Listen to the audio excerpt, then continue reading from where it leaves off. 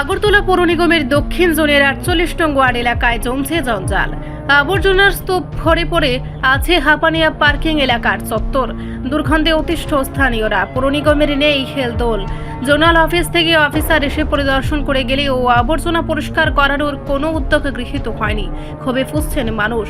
আগরতলা পৌর নিগমের ৪৮ নম্বর ওয়ার্ডের অধীন হাপানিয়া পার্কিং এলাকায় মানুষের এই ভোগান্তি বহুদিনের। এলাকার বাড়ি ঘরের সমস্ত আবর্জনা মহিলারা এখানে এসে স্তূপীকৃত করে চলছে দিনের পর দিন।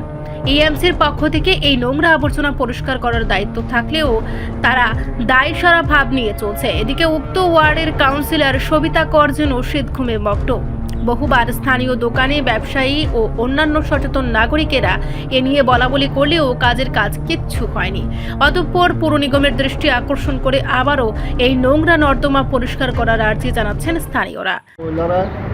যত না হলো তো তারা মানে না দুনিয়ার তার আরেকবার আমি ২৫০০ টাকা দিয়া করছে ২টা নৌকা দিল, এও কিছুই দেয় না। হ্যাঁ, বড় অফিসার আইছিল জোনাল অফিস থেকে, তারা ১০-১২ জন আইয়া এমন করছে, এরপরে কোনো কাজ করছে না। একটা ভাঙা ইয়া করে রয়েছে টলি, ইটা করছে লইয়া দিব, এইটাও নেয় নাই। হ্যাঁ, 2টা নৌকা দিব, এডিও করেন। হ্যাঁ, এই মানে মানুষের লোকের দরবার সৃষ্টি হয়।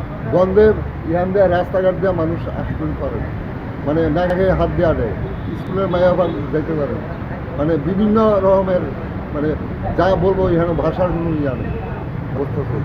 না, রোজ পরিষ্কার করে না, মাঝে মাঝে আইয়া গাড়ি এটা পরিষ্কার করে না।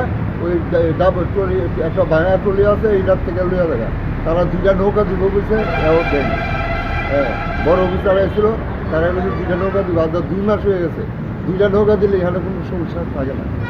বিশাল এলাকার বিশাল পাড়া এটা। হ্যাঁ, মাছের চারটা বেড়ে না হওয়া এখানে দুর্গন্ধ এখানে, মানে মানে মানে রাস্তা দিয়ে আসা যাওয়ার করার মতো। কত নম্বর ওয়ার্ড এটা? এটা কত নম্বর ওয়ার্ড? আপনার নাম? আমার নাম ভজন দেবনাথ। রিপোর্ট সংবাদ প্রতীক্ষা।